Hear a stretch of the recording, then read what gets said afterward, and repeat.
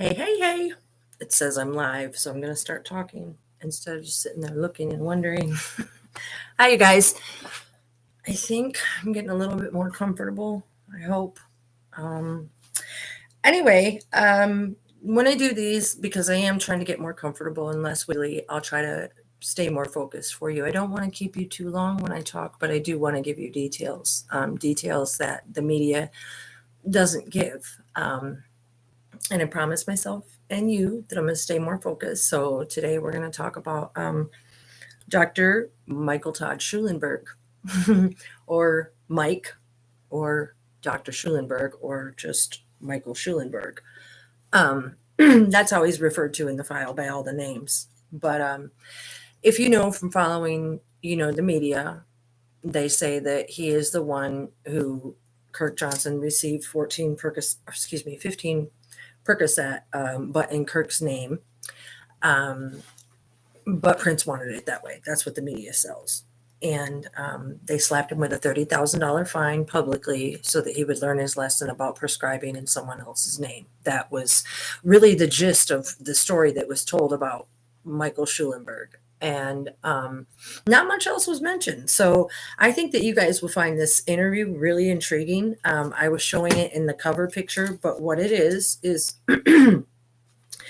an interview, a digital statement, ICR number 160-12559, Carver County Sheriff's Office, between Chris Nelson, badge number 839, and Dr. Michael Todd Schulenberg. So that's what I'm reading from, is the script that was available online. And it's so that I don't get distracted, I'm going to go ahead and read this to you. And you guys trust and believe this. When you hear a phonetic or grammatical type error, it's them talking, not me. I make enough mistakes on my own, but the way that this is written can really be kind of silly sometimes. So I thought it would be kind of fun to share this with listeners or watchers eventually when they watch. And they will come. You build and they will come. I tell the truth and they will come. So anyway, Chris Nelson, Todd Schulenberg, but I'm not going to keep saying their names. You're just going to have to follow along as to who's speaking, because that would get super redundant. No. I wanted to say, as you go through the reports, it's fun to note that some of the reports will note a date and time. Some of them don't. They correct the time. It's just. Anyway, this one starts out with the person. We're going to get in there, you guys. Stay with me, I promise. Recorded statement given by Michael Schulenberg.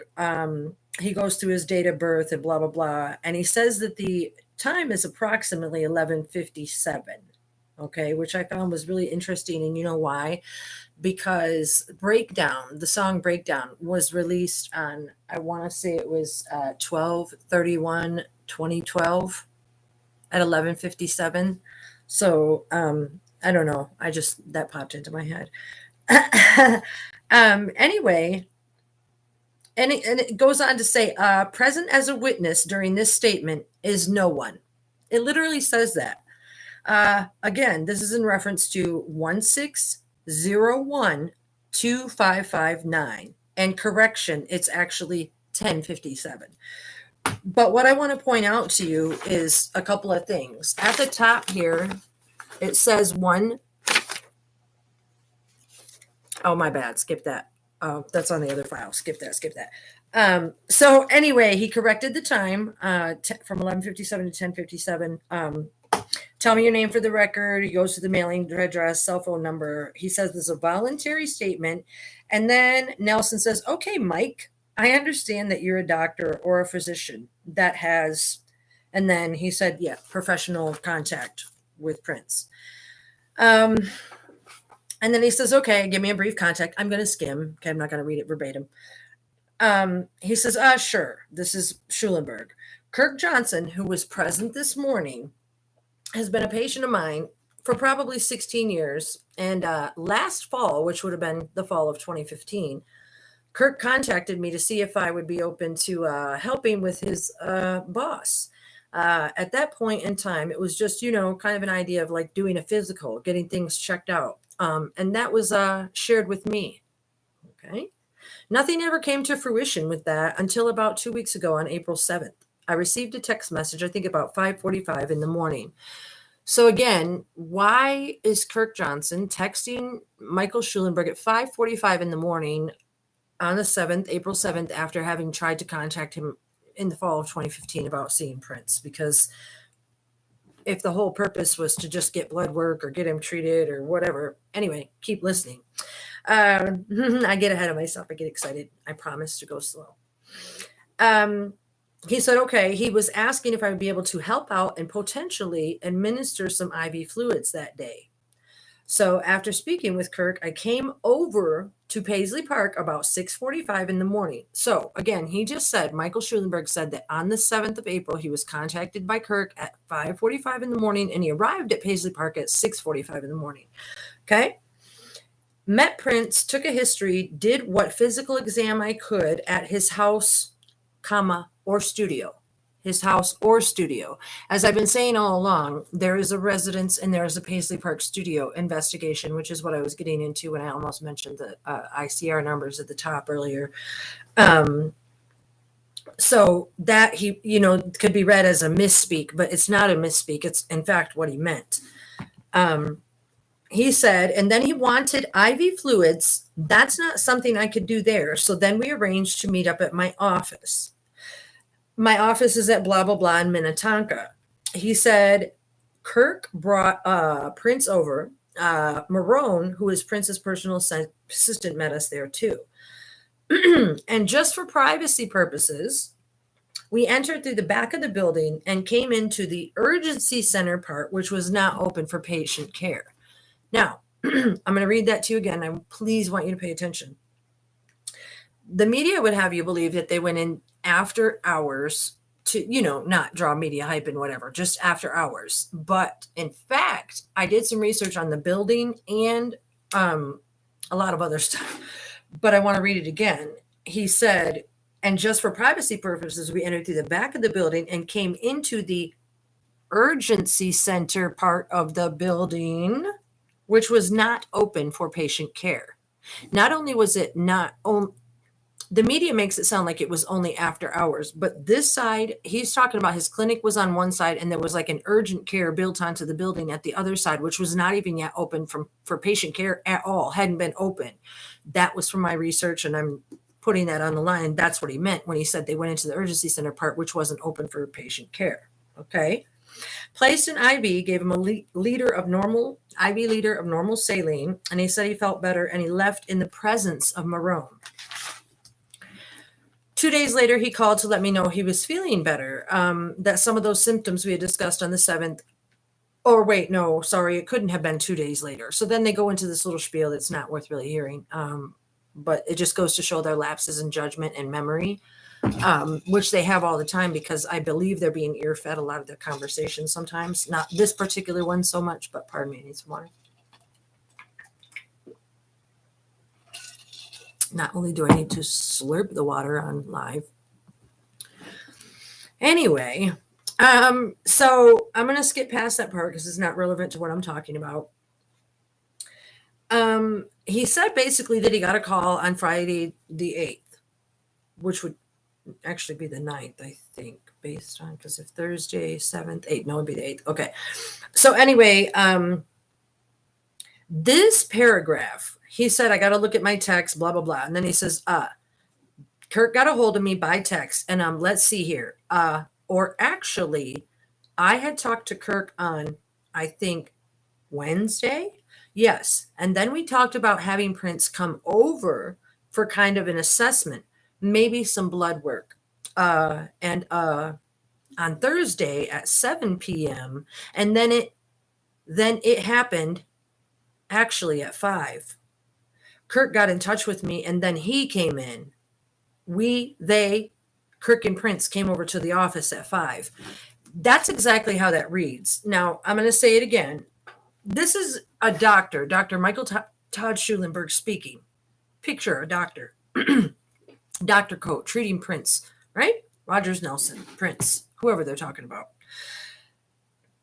Yes, and then we talked about having Prince come over for kind of an assessment, maybe some blood work, on Thursday at 7 p.m. And then it happened actually at 5. Kirk got in touch with me, and then he came in.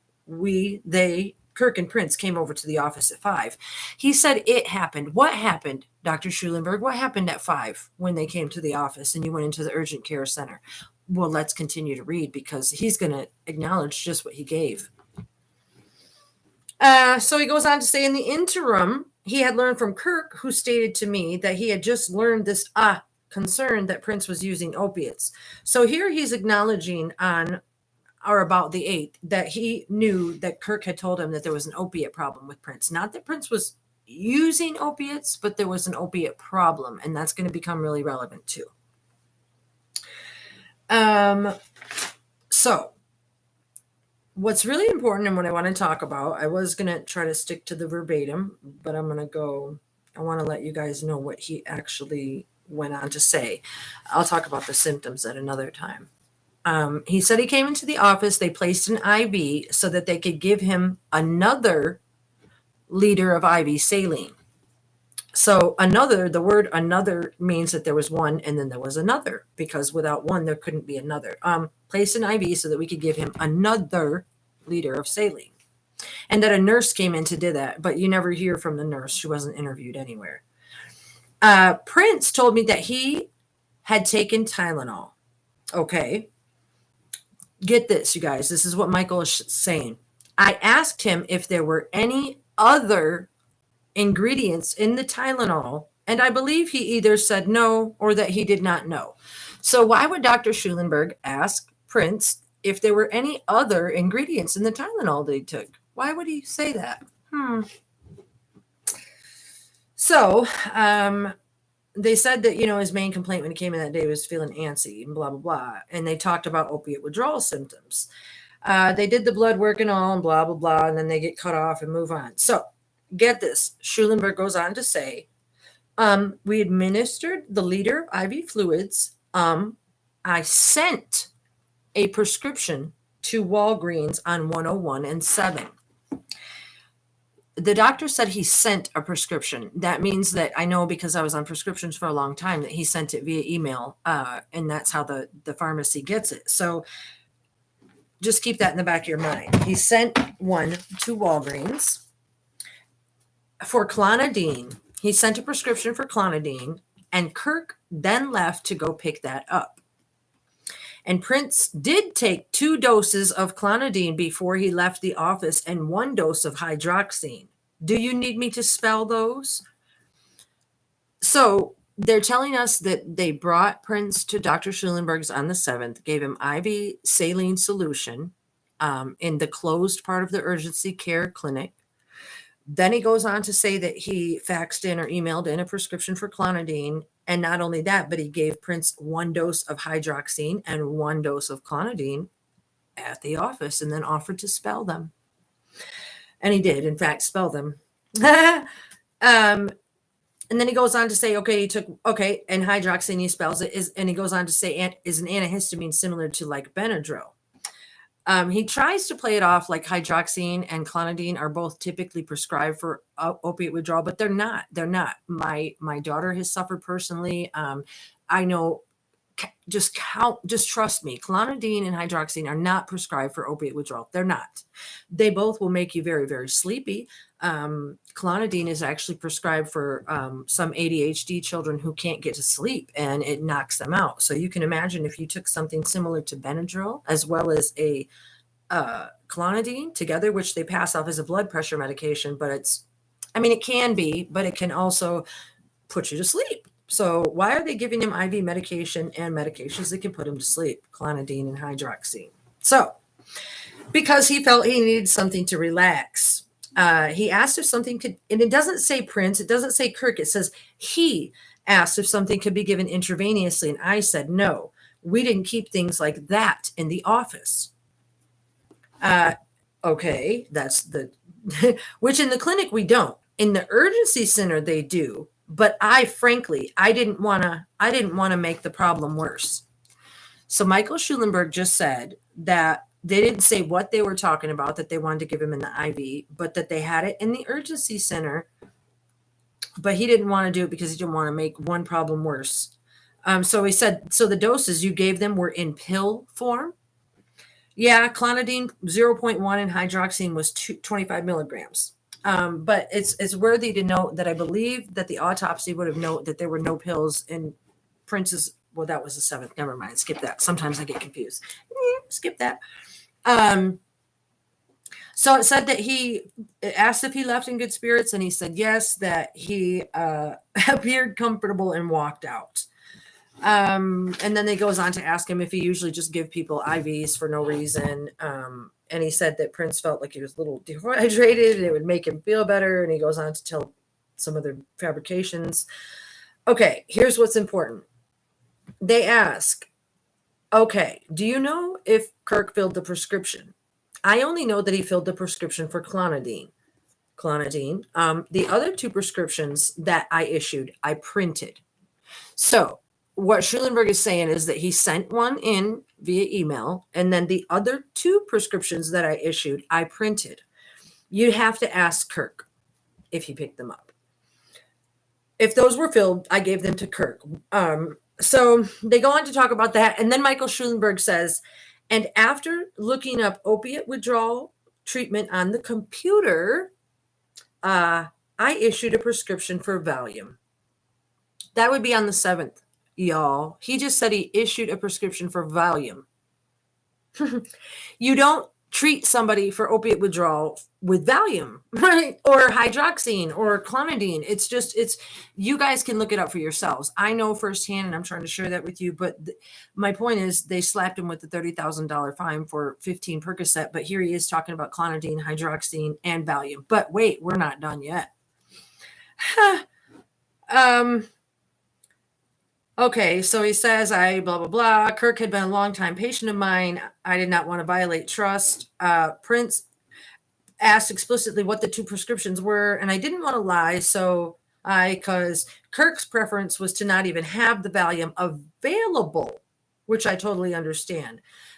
I don't really know what's meant by that wonky statement, but it's interesting to know that during the investigation that Kirk's cousin, auntie, Charlene Hayes, is sent back from Paisley Park to Kirk's residence to retrieve the medication from his own personal medicine cabinet, which is also part of the file. It's in there. So there's that. Valium, clonidine, hydroxine. Okay. So Michael says, if it could be administered in a supervised setting, it would be a safe thing to use. But I explicitly stated to Prince that it was just my understanding that I wanted to be a good doctor. I didn't want to substitute one problem for another.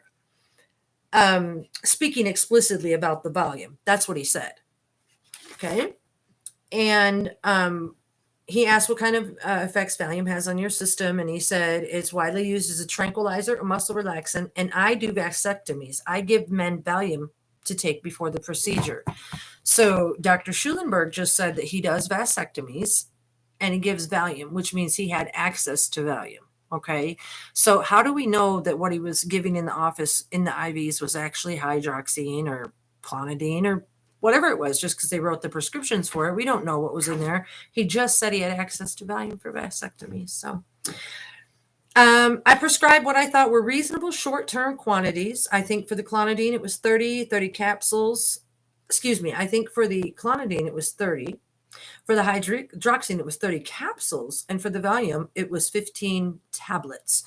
Now, the reason I stress the word tablets, capsules, is because as you read through the investigation and you're reading about all the pills that were found, you'll notice, if you read carefully, which I'll get into at another time, that they talk about capsules, pills, tablets, oval pills, oblong pills. So keep that in the back of your mind.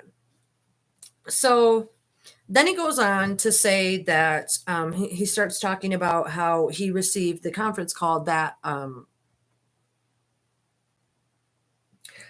this jumps over to why does it jump from one place to the other? I don't know. It's like how the conversations go. They went from talking about the 7th because it's kind of, I think it's what they do is they like cut Shoot, there goes my battery. And I actually think I might have left my battery charger upstairs. Nope, I didn't. Yay, just 1 second, friends. I told you it never fails. Every time. Okay, yay. So yeah, they'll be talking about the 7th and then jump right to talking about the 20th. So then Michael Schulenberg goes, because they were talking about all the medication, what happened if you were intentionally, you could overdose on all of those, but blah, blah, blah. And Michael Schulenberg says it certainly could if you intentionally overdosed on all of these. But as far as like, are they all given together for opiate withdrawal? Probably on a routine basis. Not at all. Not at all. Not at all. Personal history, family, firsthand account, not at all. Not at all. Look it up if you don't believe me, but I hope you believe me by now. So then they go on to say, no, actually, last night I received a call from Phaedra. That would be the 20th. In the media, he got the call on the 20th, but it just jumps from one part to the other. Call from Phaedra. Kirk had given her my contact information. She called around 8:30. No, around 7. She called at 8:17. He shows his text. We had an 11-minute phone call. Now, my point is, I'm going to skim here. Phaedra was said to have reached out to Schulenberg, but it's a joke because, first of all, Prince is a grown man, and nobody's that private that they give everybody all their medical information and just tell people to make every single medical arrangement. It's just ridiculous. But anyway, Phaedra was doing a conference call. She called Dr. Schulenberg and she spoke with him, and she asked him, would it be okay if Dr. Kornfeld called him back? And they called back and had a conference call together, the three of them. Phaedra, Dr. Kornfeld, and Michael Schulenberg had a conference call. And during that conference call, it is referenced in the file that Dr. Kornfeld was asking Dr. Schulenberg if he could write for Suboxone, which you have to be have certain training for. You can't just write for that. Which is like, it's like that's actually what they use for opiate withdrawal is a Suboxone. They put the little things on their tongue and they come in like the things that are like the Listerine things that you put under your tongue. I think they can come in pill form too. What they tried to say that in the media, they tried to say that Andrew Kornfeld had a starter pack of bupropion or something like that. That's Suboxone. So what it sounded like to me is they were looking for somebody that could prescribe Suboxone. And Dr. Schulenberg said that he couldn't because he wasn't licensed. However, because Dr. Kornfeld runs the specialty in California, Schulenberg was told that Dr. Kornfeld might reach out to a doctor in Minnesota who could prescribe the anti-withdrawal medications. That's what we were just talking about. That medication is Suboxone. Oh, they say it right here in the file. So anyway, you have to go for this training, blah, blah, blah. Now, he says that they called initially at 8:30 and then at 10:47 they called and it was a California number. And that they did the call, and then the media would have us believe that they flew Dr. Kornfeld out, that Dr. Kornfeld couldn't make it, so Andrew flew, but that's not this conversation. So then they go on, and he shows him all the texting between Kirk and him on the cell phone. Something really funny that he said here, you guys, is he said the conversations that Kirk and I had back in the fall were also on my cell phone, but that cell phone unfortunately took a swim in the Dominican Republic last month and no longer functions. Why would somebody say something like that? Just another one of those things. So anyway, you guys. Okay, so you know how they asked Schulenberg how he came to be at Paisley Park on the morning of the 21st. And I think the media said that he was coming because he couldn't email the records because he didn't have a scanner at work. Or maybe that's what the file says. It was some silly reason. 1 second, let me back up so I can share that with you properly. Oh, there's a page missing. That's why. Schulenberg answers that he wanted to conduct or send the medical records through email. Not to mention, I don't have a scanner at the office. So that's when I said, I'll just drive over. Drive over. They say it twice. He said that would be good. Let me know when you're coming, referring to Kirk. So I texted him. Who, Kirk or him? Because they do this all throughout. That was probably about 9:30, saying, I'll be over in about 10 minutes. Which entrance should I meet you at? And to make a long story short, that's how I ended up at Paisley Park this morning, was simply to drop these records off to detective says, sure. And then Schulenberg says, get this, smooth the medical transition over to Dr. Kornfeld in California. And then I arrived at the scene, and you're now well aware of. Let me say that again. He said he brought the records over, but then the next sentence says that he came to drop the records off to, the detective says, sure. And then Schulenberg says, smooth the medical transition over to Dr. Kornfeld. And then he quickly corrects himself and says, in California. And then I arrived at the scene that you're now well aware of. Totally by coincidence. That's what he said. So then they go on to take some more pictures of the text, which they've all been publicized on TV, on online TV. I don't watch TV. So anyway, we all know that he took, he said that he prescribed the 15 Percocet on the 14th. However, I wanted to share with you all that other stuff that he actually took account for during the file. The file goes on and says some pretty silly stuff, but I want to mention just a few things. One of the things he says that beyond that, I would not necessarily consider myself like an expert in the long-term effects of opiates. And I did not inquire about how long this has been going on. And I did not inquire exactly who Kirk had talked to get this information. What doctor that does vasectomies and prescribes withdrawal medication to superstars speaks that way? Just kidding.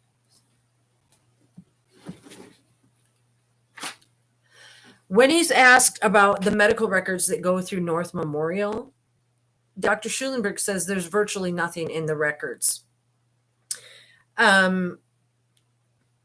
That only Prince was noted to have mild anemia. So Prince was only noted to have mild anemia. Why was he getting all these drugs? Why were they prescribing and bringing all these drugs? So here he says at the end of the visit, and I would assume here they're talking about the 20th, Prince asked to use the bathroom, so he collected a sample and ran a urine drug screen on it. This is very important, you guys. And nothing else. They ran a drug screen on it. And it says it was positive for opiates. Now, this is the important part because this is basically what they sold the case on, that Prince was not aware that he was taking hydrocodone laced with fentanyl. Of course, nobody else in Minneapolis or the surrounding area, the state of Minnesota, was dying from prescription pills, just Prince, right. Anyway, so what's relevant about that, you guys, is on the 20th, when he goes to show... or the results. Give me 1 second.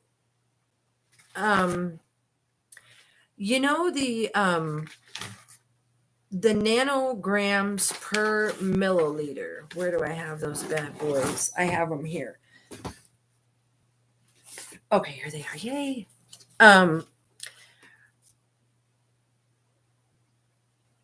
This note says, I continued to read the notes that and learned that Dr. Schulenberg ordered medications for Prince, and they were clonidine, hydroxine, and diazepam, which is Valium. Dr. Schulenberg also had gave Prince a complete urine test, which resulted in a positive test for opiates. The test was sent off and confirmed with the following results on 4/25/16. Now, this urine was said to be collected on 4/20. Okay, on 4/20, the 253 nanograms per milliliter of hydrocodone and the 87 nanograms per milliliter of hydromorphone, those are at the cutoff points. When somebody takes a drug test, I know because when I died 7/20 of 2010, I overdosed on heroin because of all the prescription medication I had been taking.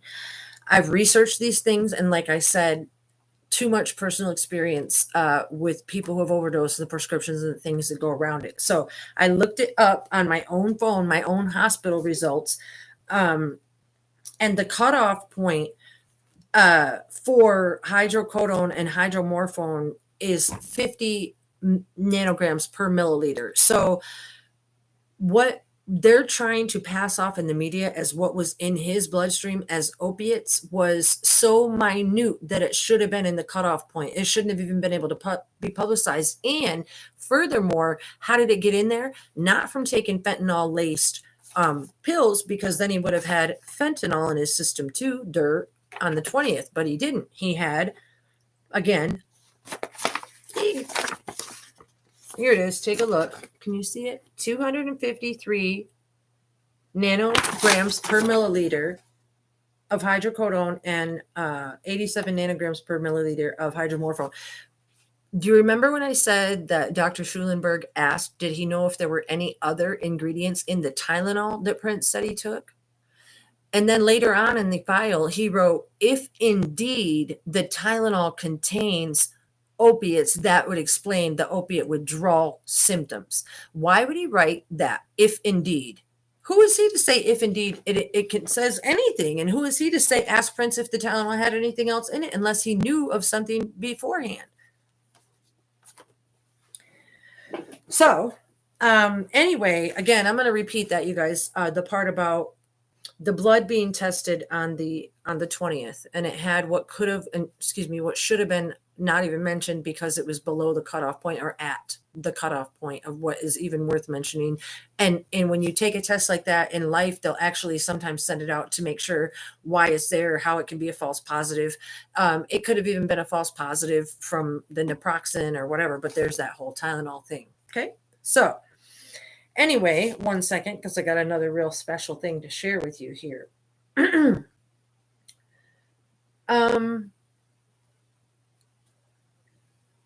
One of the notes, here it is. The following is Dr. Schulenberg's medical note pertaining to the phone call he had with Kirk on 4/14. Patient called, that would be Kirk, the patient. Kirk called, not Prince, so who's the patient here? Patient called and is leaving town for Atlanta for concern shortly and hurt his back lifting equipment. Was wondering if he could get something. Reviewed symptoms of low back axial pain without alarm symptoms. I know I had back surgery. What he's talking about is he said Kirk hurt his back, so he went over the symptoms of axial low back pain with him over the phone and wrote a one-time script for Percocet that he could come pick up. I have known patient for the past 15 years, and this is a very rare request. Patient is aware he will need to come and pick up the script. I finished looking through the medical records and entered them into evidence at the Carver County Sheriff's Office. So not only was Kirk picking up the script of Percocet, he was doing all the things with the Valium and the hydroxyzine and clonidine and the Valium. He was doing that. And then somewhere, here it is, you guys. On 5/9/16, they started talking about the fentanyl in Prince's blood, and they went back, checked the urine, from the 20th, and noted those cutoff points of those symptoms in him. However, when they did this autopsy on the 22nd, they would have us believe that he had